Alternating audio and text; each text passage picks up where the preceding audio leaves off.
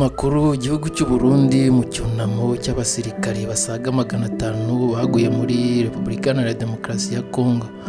Reka tubanze twihanganishe abavandimwe b'Abarundi bakomeje kubura abana babo n'abandi bagize imiryango yabo nyuma yo kuzira akagambane katurutse kuri Faci cyangwa se Chisekedi wabonye ingabo za FARDC zigezwe ahabi na M23 maze agahitamo gushukisha General Neva cyangwa se Perezida w'u Burundi Evariste Ndayishimiye akamushukisha ibihumbi 5 by'amadolari kuri buri musirikare maze nawe sukubohereza yivayo.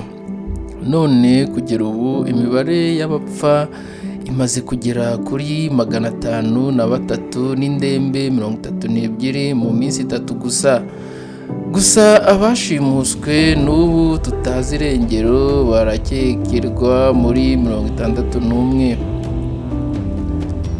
Ngaho rero Mwibanga Rikomeye cyane Bwana General Neva yasabye abakuru b'intara kururutsa amabendera akagezwa mu cya kabiri kugira ngo bahe icyubahiro ingabo zikomeje kugwa mu biraka boherejwemo muri Repubulika Iharanira Demokarasi ya Kongo. Gusa amakuru twatohojwe nuko abo bayobozi bagomba kubikora Mwibanga Rikomeye hatagize abaturage babimenya kuko bishobora gutera imyigaragambyo yatuma ubuyobozi bw'u Burundi buterwa icyizere mu buryo bukomeye.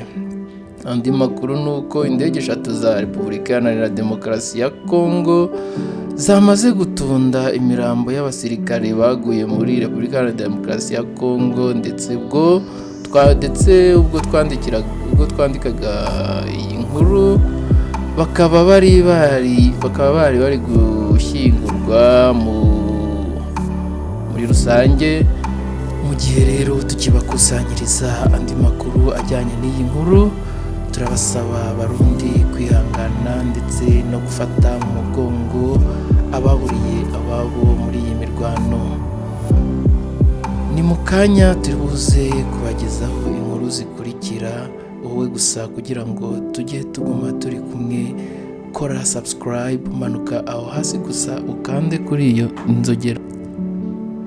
Icyo usabwa gusa nta kindi uretse gukanda subscribe ndetse na like, wabishobora ugatanga igitekerezo cyawe cyangwa se comment maze tukibanira 5 kuri 5 hano kuri The QuickTime News.